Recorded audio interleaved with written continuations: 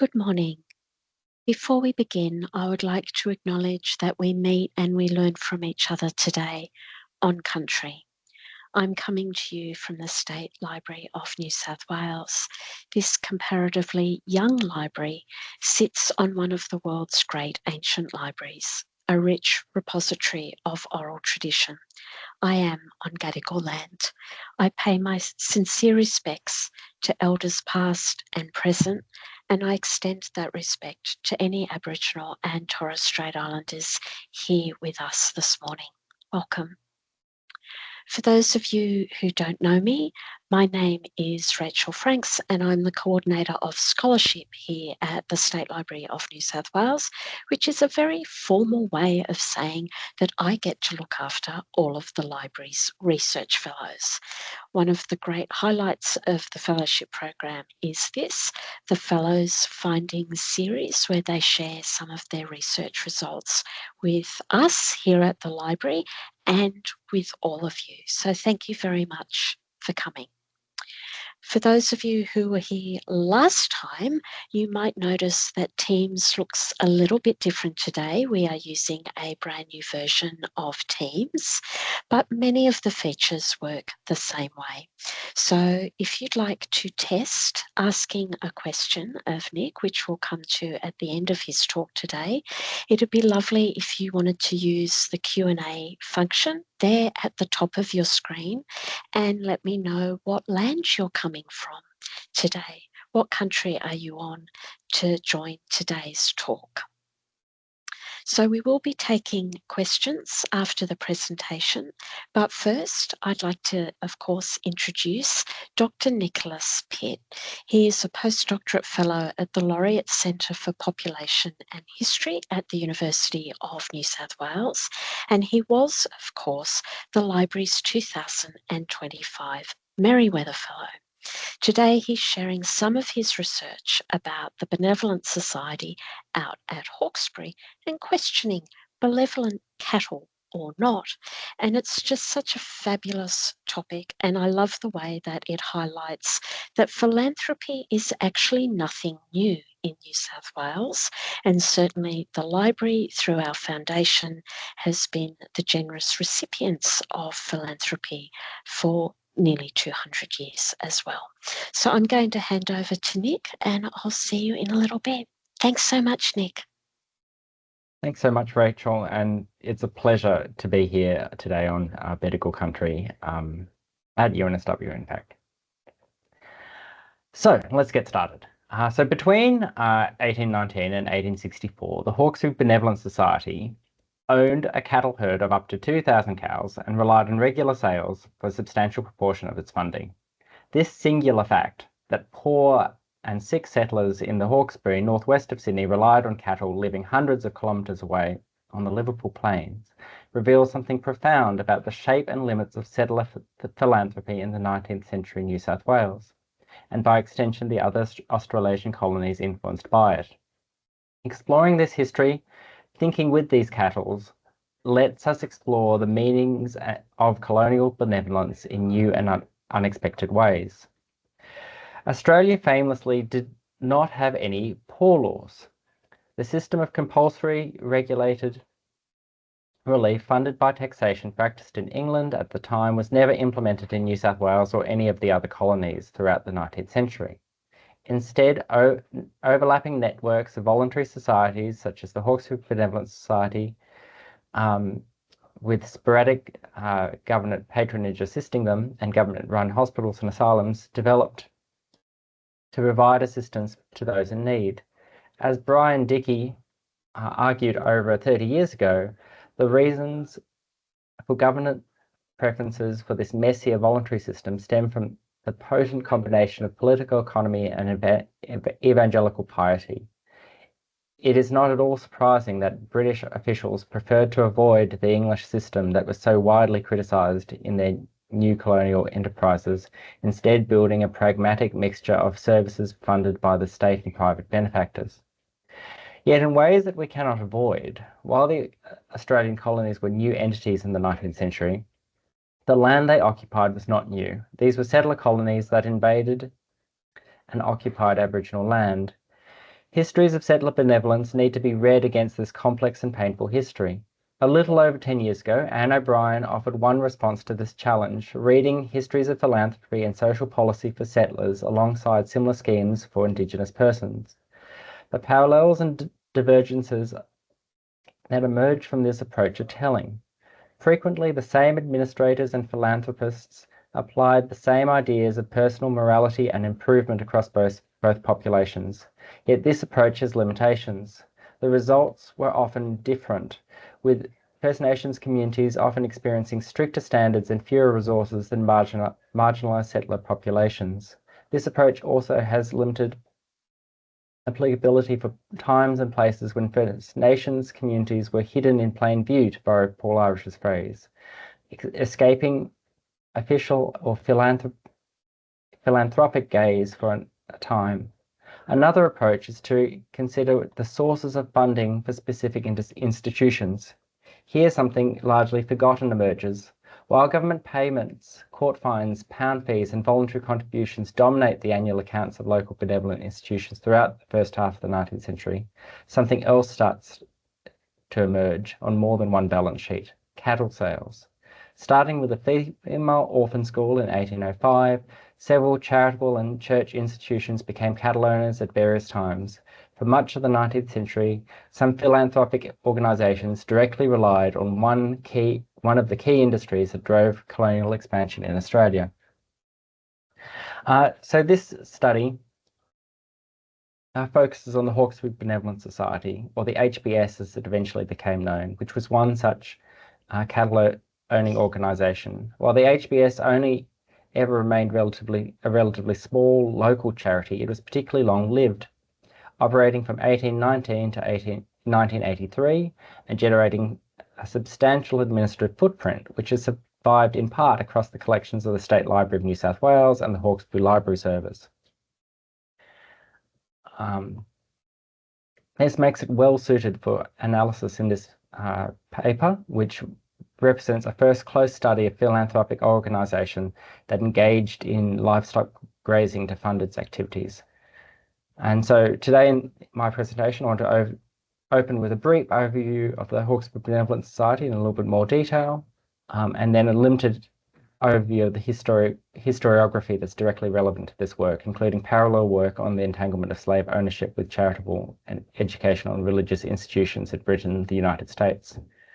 This presentation will then follow these cattle, from the founding of the herd to their eventual home at Mookie near Corindi on the Liverpool Plains, and finally back to Windsor, where the Hawkesbury Benevolent Society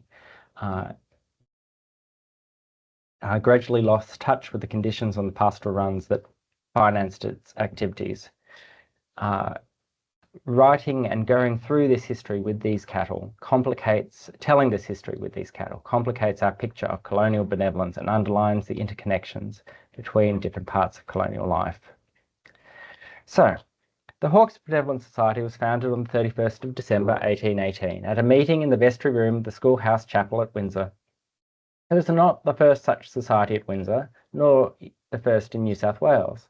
In 1813, the New South Wales Society for Promoting Christian Knowledge and Benevolence, better known as the Benevolent Society of New South Wales, was founded in Sydney with the dual aims of evangelising the Pacific and providing benevolent aid within the colony. Around 1815, a branch of this society had been founded in the Hawkesbury.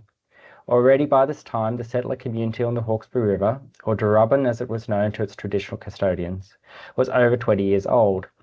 This was a place of fertile, relatively small farms, largely rented or owned by former convicts and soldiers who lived alongside a smaller Aboriginal community who maintained their connection to country, even if gradually falling away from the attention of most settlers after fierce fighting a generation earlier. Windsor was and remains the largest town within the region, but other towns and hamlets formed throughout the area, in part as places where settlers could shelter during regular periods of extensive flooding. This first branch society of the Benevolent Society collected subscriptions and provided basic relief in the form of food and other basic supplies to settlers facing acute illness, injury, and financial want. However, around 1817, that first society fell into abeyance, perhaps struggling to face the scale of recovery from successive high floods in May, June 1816 and February 1817. In July 1817, there was an ad hoc committee that formed, but while the organisers were largely the same, this institutionally appears to have been somewhat distinct to the previous society. It took until the very end of 1818 for its replacement to emerge. The founding committee consisted of men who simultaneously held positions as local magistrates, landowners, clergy, and medical officers. Like its predecessor, this new society proposed to offer outdoors relief, as it was called, in the form of rations to persons in absolute distress. Unlike its predecessor, this new society was not affiliated with the recently reorganised Benevolent Society of New South Wales in Sydney, and unlike either its predecessor or the Benevolent Society of New South Wales, this new society took donations in kind, wheat, meat, and living cows of breeding age, for which one would receive life membership. The subsequent decades saw the gradual evolution of the Hawkesbury Benevolent Society in the form of largely offering outdoor relief, and it evolved. The society evolved. Just to briefly cover it, it evolved from offering outdoors relief in the form of rations to care for the elderly and infirm in a benevolent society, first in temporary accommodation in 1832 and then a permanent brick building from 1836, to hospital services from 1846, where it took over the former convict hospital. By the early 20th century, this led to a construction of a modern hospital, which opened in 1911 and actually operated until 1996. The Hawkesbury Benevolent Society itself seems to have existed under that name until 1983. Histories of the society have been largely written by local historians. William Walker, a local solicitor, Member of Parliament and long-standing committee member, wrote the first in 1856, which was revised and printed in 1887, and you can see it there on the slide. Another society member, D.G. Dowd, wrote another history in 1947, which was later condensed and reprinted in 1968. Local historian, archivist and librarian Michelle Nichols, who's very helpful at the Hawkesbury Library, but she's also researched and written on the Hawkesbury Benevolent Society's 19th century history.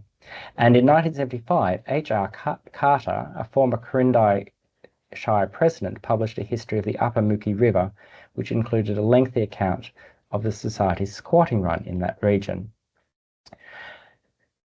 Now, limited as these are, these local histories actually probably represent the best accounts available to date of a philanthropic society funding its activities through pastoral holdings. But if we care to look, other societies did hold cattle and sheep. The Female Orphan School, founded in 1801, was the first, acquiring 9 cows and 2 ewes in 1805 at the behest of the colonial chaplain Samuel Marsden. By 1820, the orphan school's herd numbered 167 cattle. However, histories of the school have largely overlooked these animals beyond brief discussion of the use of the pastoral holdings to train boys at the male orphan school in the mid-1820s. Likewise, many Anglican clergy through the 1810s and 1820s appear to have relied on livestock to supplement their income. These included Samuel Marsden and Richard Cartwright, the chaplain at Windsor, when the Hawkesbury Benevolent Society itself was founded. However, with the notable exception of Marsden himself, this appears to have attracted relatively little interest and is rarely placed in the larger history of Australian pastoralism. Church interest in pastoralism continued at least until 1997, when the Anglican Diocese of Newcastle finally sold Brenda Station in southern Queensland, which had been acquired by the diocese by its founding bishop, William Tyrrell, in 1879. Universities too have benefited from pastoral bequests, such as the 1919 McCoy bequest to the Universities of Sydney and Queensland. So when we care to look in Australia, this kind of pastoral benevolence is a thing. And there are echoes of it in other settler colonies too. English church glebes, clergy reserves in Canada, and the land grant universities in the United States being three well-known examples. The centrality of livestock makes the Australian example somewhat unique, but there's a spectrum there. Now, I'm sure you'll actually want to get to the cattle, and so do I. So I'll skip through my literature review a little bit, but to point out one thing, that there's also literature around histories of slavery and benevolence in the 18th and 19th century, which have also offered me a point of possible comparative histories. Several decades of close and ongoing research have revealed how churches and universities and charities were funded from the proceeds of the slave trade and slave plantations. And these include parts of the Church of England, a suggestion from the founder for the Society for Promoting Christian Knowledge, a society that still exists. Thomas Bray proposed charitable plantations stocked by some Negroes, quote, end quote, as a funding source for the society. George Whitefield, among the best known sort of evangelical preachers of the 18th century, actually had an orphanage in Georgia, in North America, then colonial Georgia, and that orphanage was funded by slaves. So there's a somewhat distinct, but this history with its material entanglements and the ways that these histories of slavery and benevolence have been traced offer some comparative work here for thinking about how to think about the Hawkesbury Benevolent Society and its cattle. Okay, so let's get to founding the herd. So cattle were with the Hawkesbury Benevolent Society from the start.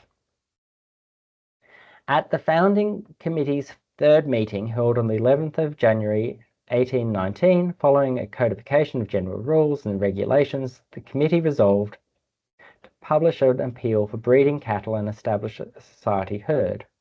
Once the herd had reached 100 animals would be sold and the profits used to fund the society. Plausibly, they might have been taking inspiration from the orphan school's earlier herd. More crucially, all the committee members present, including the Anglican chaplain Richard Cartwright, owned cattle. Seeking cattle made sense to these men, fitting into the broader political economy of the Hawkesbury. While cropping wheat and maize on the floodplains provided the region's most important products, Hawkesbury settlers were deeply connected to the evolving animal economies of the colony. Since the 1790s, all classes had relied on pigs who could forage on the commons and other unallocated lands around the Hawkesbury, as well as living on farms. Cattle were much larger animals, but likewise could be left to graze largely unattended on commons and other areas, only distinguished by their brands and other marks rather than controlled by fencing. Cattle also held a logic of multiplication, as cows bred, providing tangible returns on an investment. In the late 1810s, Hawkesbury settlers were also starting to take their cattle to new regions, west towards Bathurst, either along the rough official road built under the direction of William Cox, or the rougher line of road marked by Archibald Bell, and both Bell and Cox were on the Hawkesbury Benevolent Society Committee. Cattle were something that settlers thought valuable and could afford to donate. What cattle needed was land, but that could be acquired from the government by grant, lease, or simply occupied by tacit permission in those newer, distant pastures. And so, therefore, Hawkesbury settlers donated cows in ones and twos. By the end of January 1819, 63 cows had been donated. By early July, a further 9 had been subscribed, and a call had been made to gather the herd on the first Monday in August.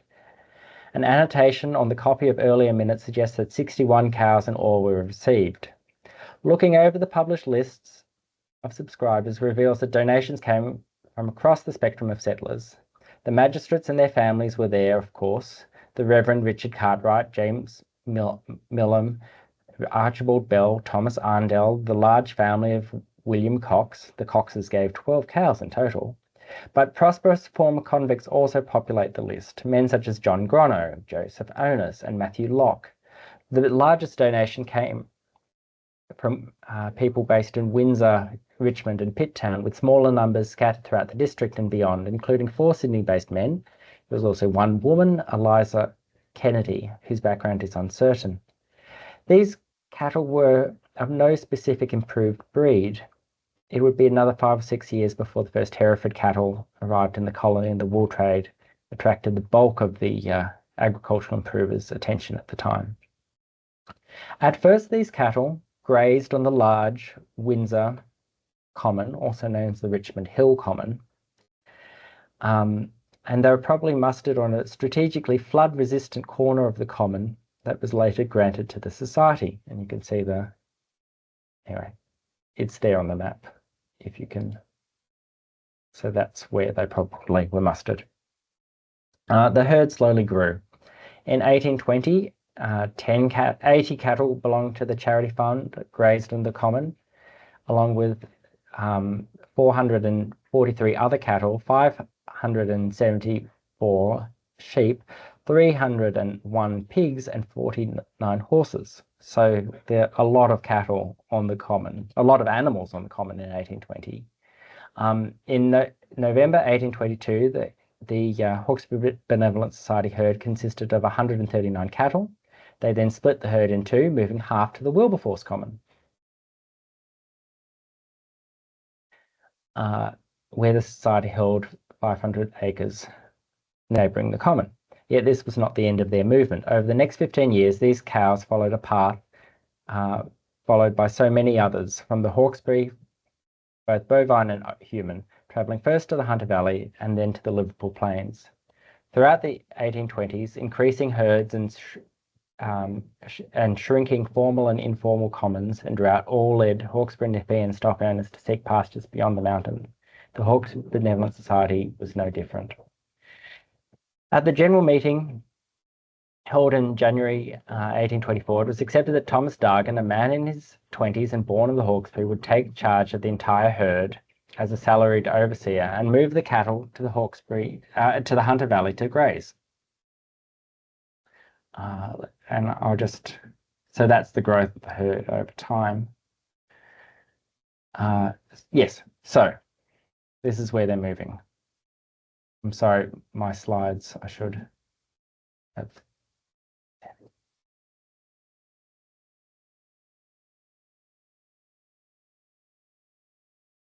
Okay, so in 1824, 144 animals move to the Hunter.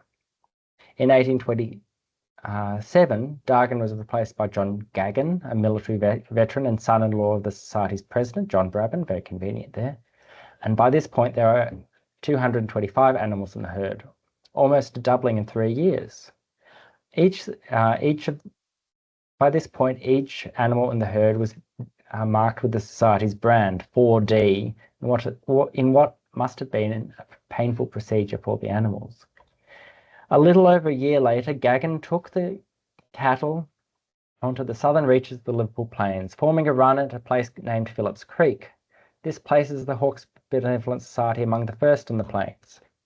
In January 1833, Gaggan in turn handed over management to Edward Nolan, whose father was a former convict and farmer at Wilberforce. In 1835, the cattle moved further north on the Liverpool Plains to Mookie, near Hollow, Corindi and Werris Creek. There they remained, all branded 4D, until 1862, when the Society's defeat in a long-running legal dispute led them to sell their herd and lease out the remaining portion of the run. Over these long years, the cattle bred and multiplied following a logic of geometrical growth.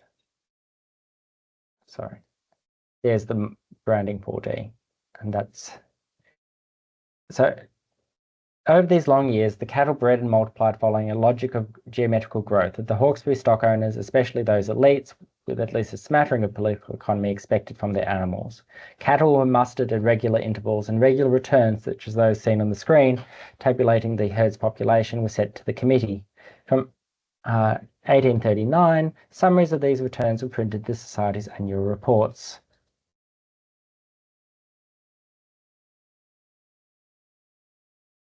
The returns reported the demographics of the herd, the number of cows, male and female calves, the heifers, steers, and so on. The future potential of the herd was quantified as much as its current value. It's not for nothing that it was in the Australian colonies that the word muster shifted meaning from a gathering of soldiers to the enumerating of sheep or cattle. Surviving examples of these returns and stockbooks provide impressively thorough coverage from 1819 through to 1863. Through these decades, the herd provided a substantial proportion of the society's revenue. While the annual accounts are less complete than its cattle returns, itself perhaps a telling archival legacy. In almost all the years for which records survive, cattle sales provided the majority of funds. Those cattle sold were their own form of surplus population, largely castrated bales termed oxen, and either sold for their labour or for meat once slaughtered. For most of these sales, the cattle walked from the run to Windsor, providing a bodily link between the Liverpool Plains and the Hawkesbury.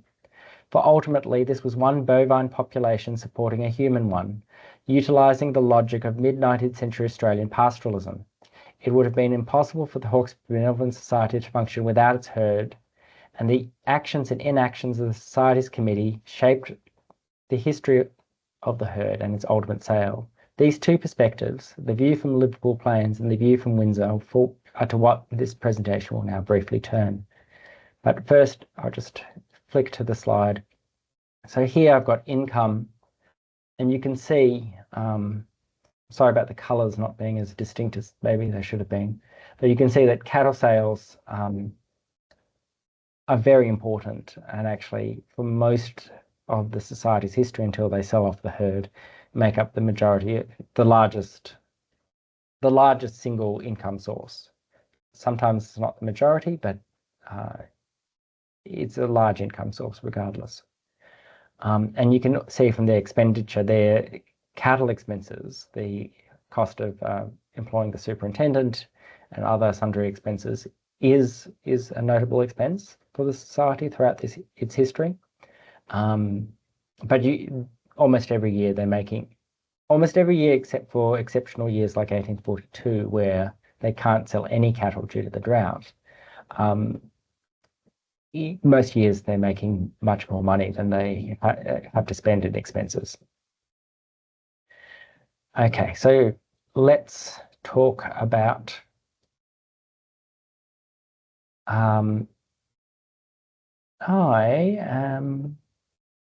yes, okay. Please, I'm sorry about that heading. This is not land disputes. So the view from Mookie, the view from the Liverpool Plains. Looking back 200 years, perhaps the most important thing about the Hawkesbury Benevolent Society cattle are actually things left unsaid in the archives. From the movements of this herd, first to the Hunter Valley in 1824 and then to the Liverpool Plains in 1828, these movements locate them in specific times and places where Warramie and Gomeroi peoples and their allies were defending their country.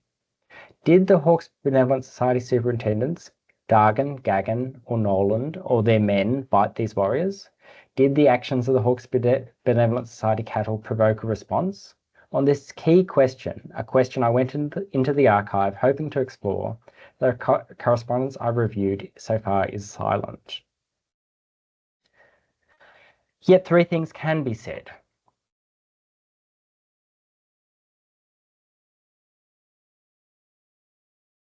Firstly, absence of evidence is not evidence of absence.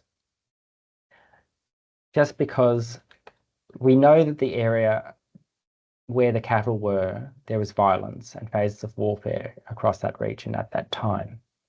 So simply because I haven't found it in the correspondence doesn't mean it wasn't taking place.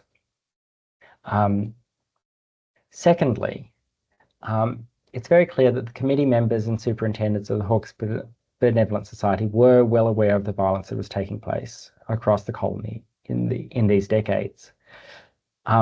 The ways that Hawkesbury settlers hid John Henry Fleming, the leader of the perpetrators of the 1838 Mile Creek Massacre, are well known. Another cause célèbre of the era, William Lee, whose squatting license was not renewed due to credible accounts of a massacre on the Bogan River around 1840, was closely associated with the Cox family and also the brother-in-law of Thomas Dargan, although it must be added that Lee's license was not renewed in 1841, which is long after Dargan's direct involvement with the HBS. And so the committee knows what's going on, but finally, and also importantly, violence was only ever part of how the pastoralists related to Aboriginal peoples throughout the 1820s to 1850s. And the experience of the Hawkesbury Benevolent Society cattle and their graziers probably fell into this complex pattern. Late 19th century accounts of the beginning of squatting in the Quirindi region mention Aboriginal guides. By the 1840s, Aboriginal guides showing the squatters the land, which is plausible given what we know happened elsewhere.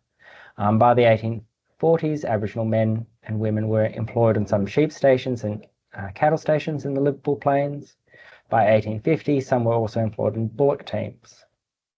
And finally, in 1895, the southern part of Walhallow Station, which sadly is not visible on the map that's on screen, but it's just to the right.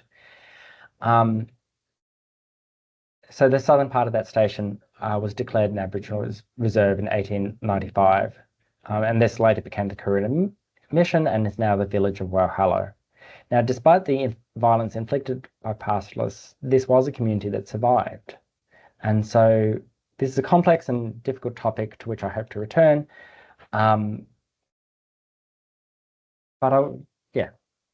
So no neat answers here at the sort of most interesting impact of sort of colonial cattle. But what the archive does record in detail are in fact land disputes. Land disputes between Richard Reynolds and the Hawkesbury Benevolent Society, both of which who had stations they called Mookie. Now, I will not encumber you with the multiple twists and turns of this dispute, but at the core was the fact that both Reynolds and the Society claimed essentially the same area for their pastoral lease. Fixed leasehold boundaries introduced in the late 1840s were supposed to help pastoralists, but cases of disputed boundaries like this could last for decades without clear resolutions. Three factors emerge from this particular dispute. And let me flick the slides.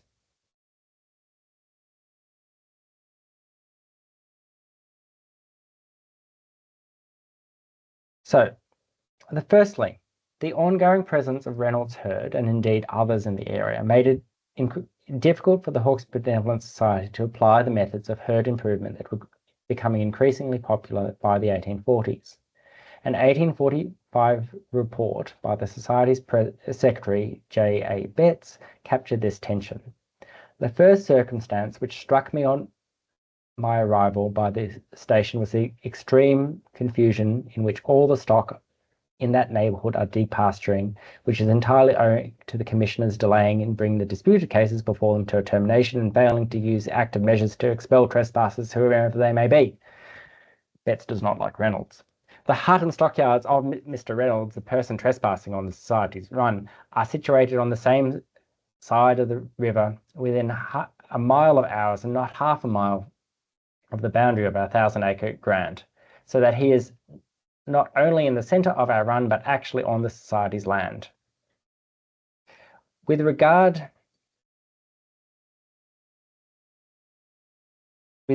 to, and then he goes on and discusses the quality of the cattle, and he writes, with regard to their condition and quality, I was astonished to find them as good as they were, considering the way in which they were obliged to be kept. I say obliged to be kept because I'm persuaded any other system of management than that at present pursued by Mr. Noland at the present state of the run, which is a perfect common, they would have not only have deteriorated in character, but we would have not obtained fat cattle for sale. So to summarise, without clear boundaries, herds mixed and pure breeding was impossible. The Society was forced to manage its herd in much the same way as it had done so in 1820 when grazing on the Windsor Common. The second factor that this dispute brings to light is this dispute can be read as a way so this dispute can be read as an example of how settler women could indirectly control squatting runs. So the dispute had its origins in whether the widow of the first squatter on the run, John Burns, who was present there from around 1832, was able to sell the run as well as the cattle on it. Through several transactions, Burns' run then came to be controlled by Richard Reynolds. While the legal papers focus on men, Amelia Reynolds' constant presence throughout the dispute and her persistence with legal action following Richard Reynolds' death in 1860 suggests that she was more than a silent partner to these pastoral operations. Indeed, she lived on the station for roughly 4 years from 1849 to 1853, and so actually knew the place far more closely than anyone on the Hawkesbury Benevolent Society committee. Finally, a legal defeat in 1863 led the Hawkesbury Benevolent Society to sell off its herd and its lease its 1,000-acre grant at Mookie. As arcane as the dispute between the HBS and Reynolds may seem, it did ultimately bring an end to these benevolent cattle. From the early 1840s, the society became increasingly aware that its reliance on these cattle might be two-edged, and so to understand this further, let us return to Windsor. So the view from Windsor. While the Hawkesbury Benevolent Society's while the foremothers of the cattle grazing on the Liverpool Plains and the Hunter before that were from the Hawkesbury, it is safe to say that their offspring did not appreciate their return. A brief December 1827 report on 20 cattle delivered to Windsor by John Gaggan described the animals as very wild and recommended them for immediate sale. Perhaps they had an intimation of what lay ahead of them, either manual labour or the butcher's pole. They surely still would have been recovering from the arduous trek across the rough tracks through the rugged gorges that separated the Hawkesbury from the Hunter. An 1831 auction return provides an insight into the varied appearances of these benevolent cattle, describing a black ox and polled ox purchased by Captain John Braven, a red polled ox and a brimble purchased by the Reverend Mr. Mears, the Anglican chaplain at Pitttown, and a white-sided cow and spotted ox purchased by William Cox. Later, sale records lost these individual details. Cattle became more interchangeable and anonymised. Gradually, descriptions of patients and annual reports likewise lost names and particularity.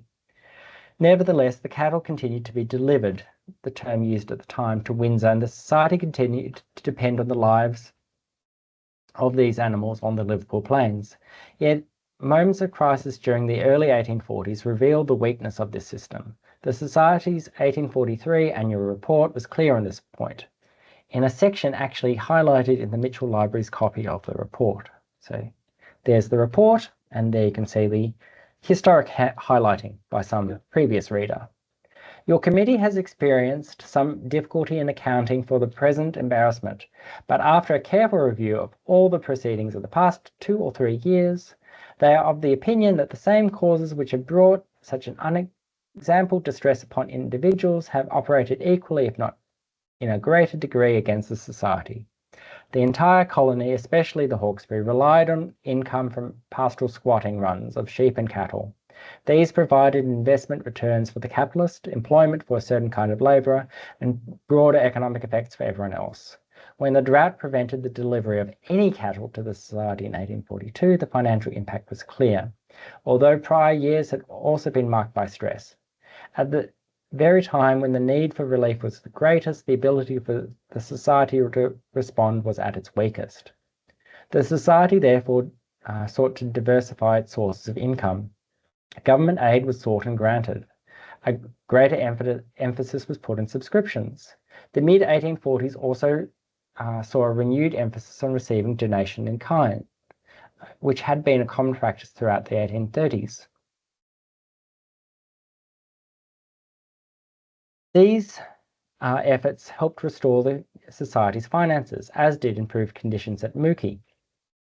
Nevertheless, drought remained a recurring issue that was reported in the Society's annual reports in 1846, 1847, 1849, 1850, and 1858, and threats to the run were framed as threats to the poor, quote unquote, of the district, and without which, as the 1848 report opined, the society would most assuredly languish and decay, or at least subside into something like the condition of similar societies in other districts.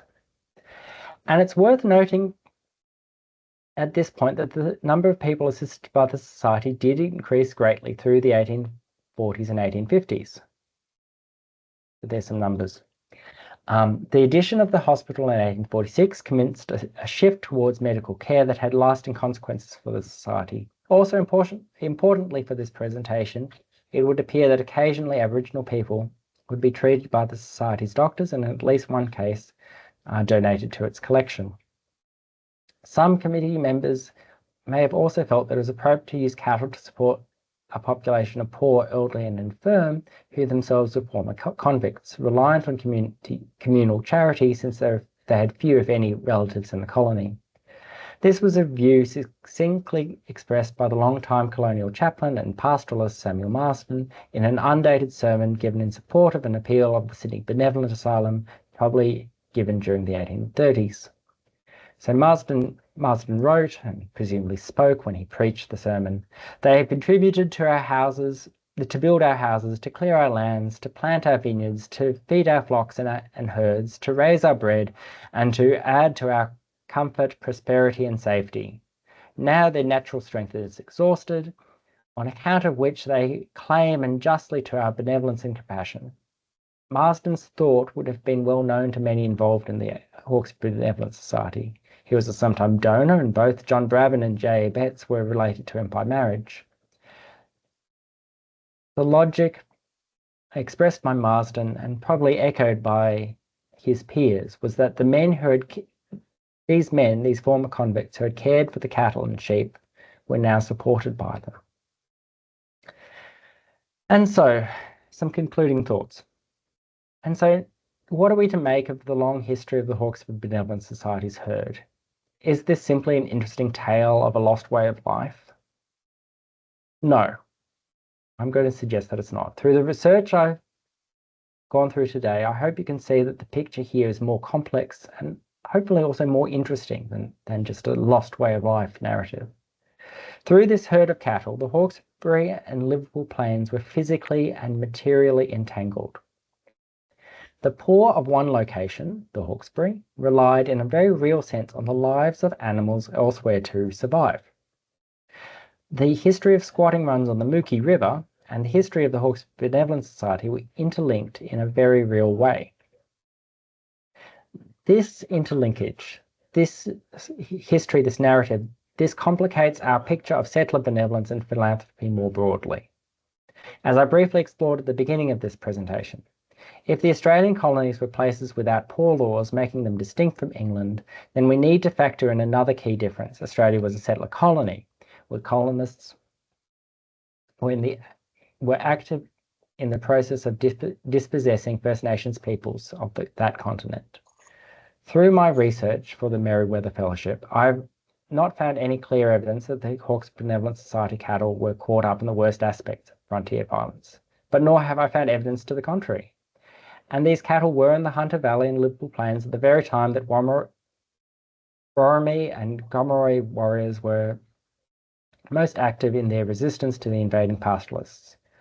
Rather, what this research has done is to foreground the need to remember that these histories of dispossession and violence were not only about land, although they were about that, but they were also about animals. Land was in many ways less important to the Hawkesbury Benevolent Society than its cattle, at least until the 1840s, as demonstrated by the way that the herd moved several times in the 1820s and 1830s. These were, to bring into this work, a phrase used in my other fellowship at the Laureate Centre for History and Population. These were histories of depopulation and repopulation, where cattle were doing the populating. As attention is drawn to similar examples of pastoral benevolence, both in Australia and elsewhere, we need to remember that these exercises were not only, or even primarily about land, but also about population. They were about who, human or animal, had the right to occupy a land and use its bounty. This research project remains ongoing. There's much more that I could say about the day-to-day operations at Mookie and Windsor, the evolving ways that the Hawkesbury Benevolent Society Committee saw itself as similar, yet also distinct from the English poor law practices, and the success of legal cases between Reynolds and the Society. This paper's focused on what can be added to histories of philanthropy. In the near future, I hope to expand this research and to reframe the story in another way, exploring what this archive adds to environmental histories. Yet I hope that this has been an interesting and informative presentation. Understanding the unexpected complexities of 19th century New South Wales is something that I find tremendously interesting and helpful in thinking through some of the issues we face today, and I hope that this presentation has pushed you to start thinking in the same way. And so before I hand back to Rachel, I'd like to just give some acknowledgements. I'd like to acknowledge, of course, the Merewether Fellowship and the State Library of New South Wales. I'd like to thank Rachel Franks, not only for the sort of logistical support, but also the sort of friendly face in the Fellows Room at the State Library, which is just such buoys you in the morning when you walk in. And I'd like to also acknowledge the support of Alison Bashford and the Laureate Centre for History and Population in the School of Humanities and Languages at UNSW Sydney. I'd like to thank participants in a workshop I held in September last year, and I'd like to thank Catherine and Samuel Pitt, and also Benjamin Pitt, even though he wouldn't understand. But Sammy did. I told Sammy this morning, and he was excited. So thank you, everyone. And Rachel, I will go back to you.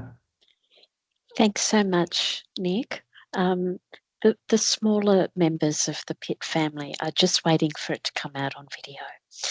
And that is a great segue into letting everybody here know that this was recorded today. So my colleagues and I did become aware that some of you were experiencing some tech issues, almost obligatory tech issues. Some of you could hear Nick, some of you were unable to see his slides, or the other way around. So I just wanted to reassure you that while everything looked and sounded very calm, what you were able to see and hear behind the scenes, it was a little bit of a Bond trailer. So we are working to get that video out to you today or perhaps tomorrow. The video recording did work, so we'll be able to get that vision to those people who missed it. I think the main problem was people unable to see the slides, and you can't miss out on Nick's maps because they are indeed excellent. The cow marks the spot if that's something that you will look forward to. And I do just want to quickly shout out to my colleagues in public programming and in IT. They persist with some of the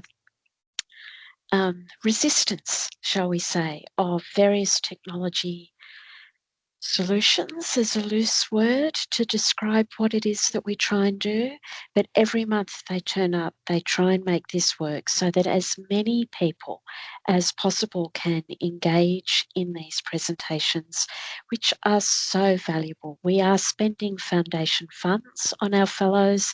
This is essentially public money. We want to share these research outputs as widely as possible and not restrict these presentations to the few people who might be able to make it on site at the library on a Tuesday morning.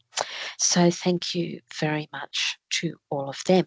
Now, some of you are asking questions already, which is excellent.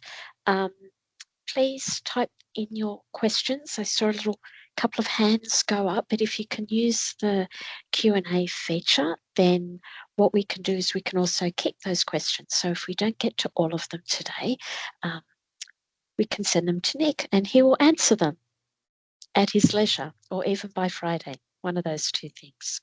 So The first two questions that have come in are actually very cute when paired, so I'm going to pair them now. Were you surprised, Nick, that cattle was being used for philanthropy / benevolence as early as 1805?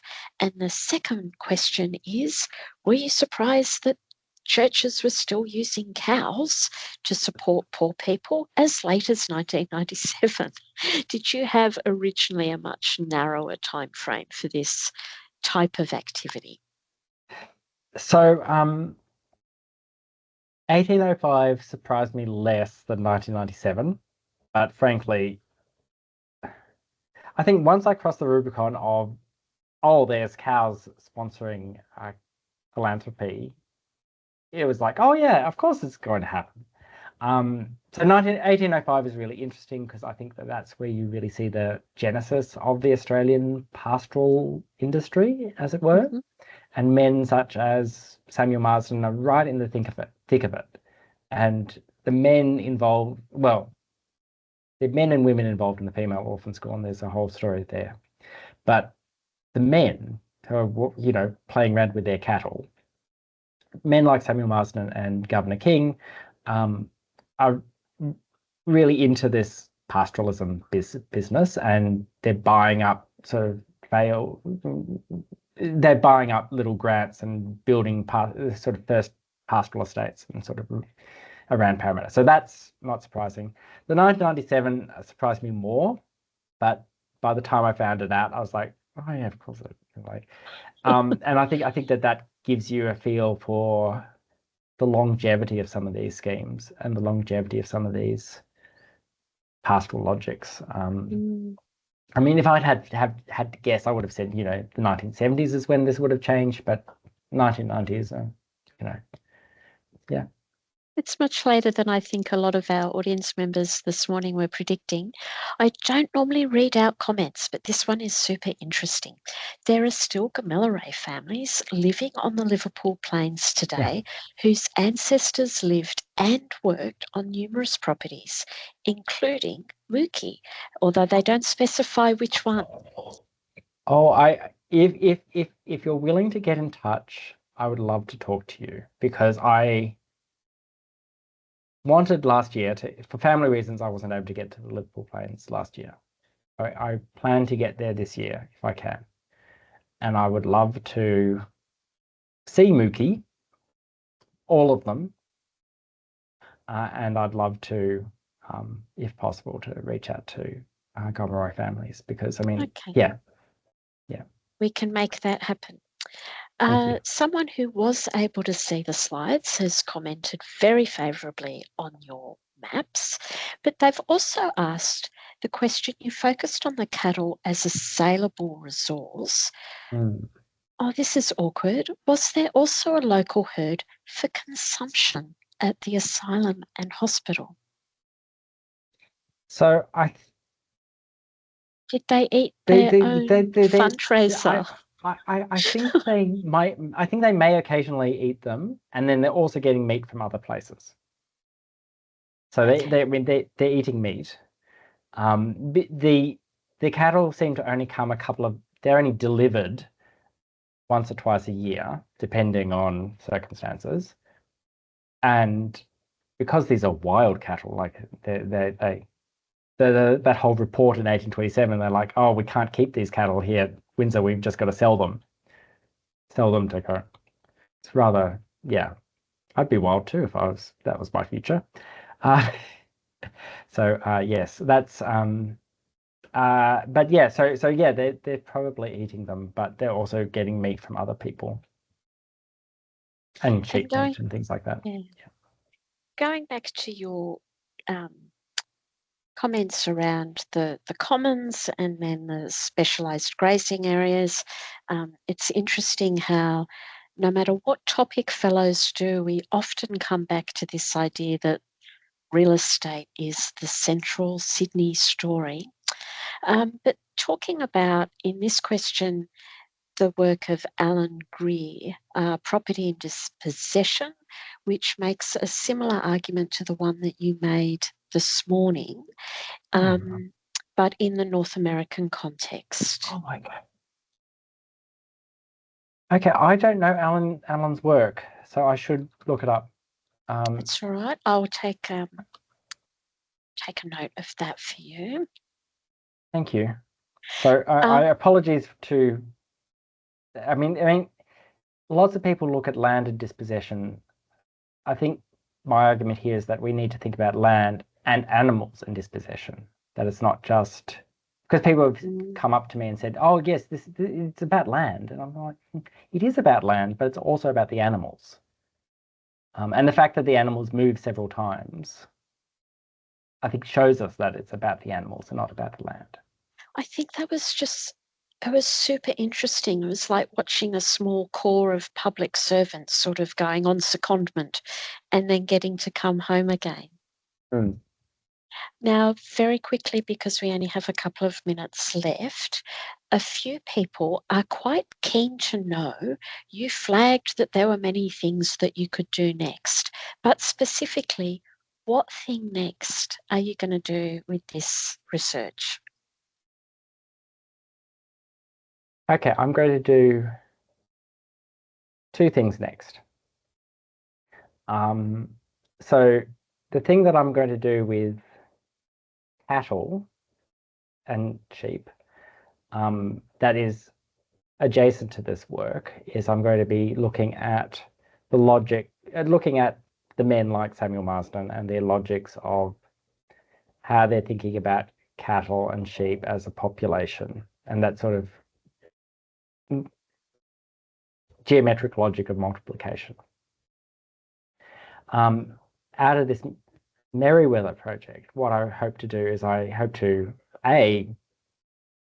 write up the presentation I gave today in a more polished form and get that published, but B, reframe this in a way around through an environmental history lens, in that environmental history has this long history of looking at animals, and environmental histories of pastoralism. There's a lot of very fine work there, and more than human histories as well. But I think that work has gone like, okay, so there's an extracted logic of capitalism here.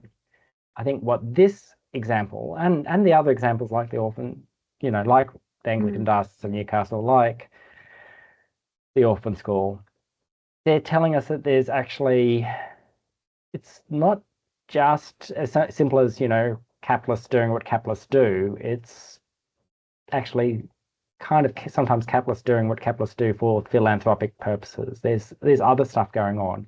And I think that complicates some of the easy environmental histories we might want to tell, that it's and so I this work, these cattle speak to say one thing to the people who are interested in philanthropy, and I think they say something else to the environmental historians, but they sort of sit between the two anyway. So that's what I'm hoping to do. We'll wait for that to come out.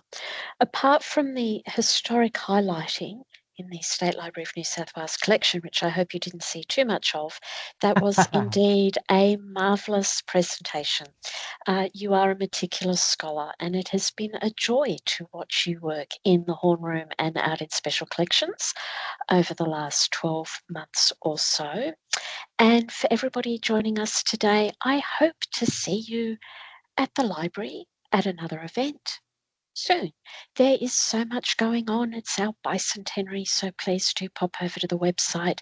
Pick something fabulous. You could pick 2 or 3 fabulous things a week. If you want fabulous fellow stuff, then join us in the auditorium in real life on Monday evening from 6 p.m. Liz Jaffray will be looking at elements of her fellowship and bringing a few friends along in a love letter to the Hopeton Hotel. So if you liked Sydney's gig scene of yesteryear, that is the event for you. Otherwise, thank you, Nick. Thank you, everybody, and I'll see you soon. Thanks so much. Thanks.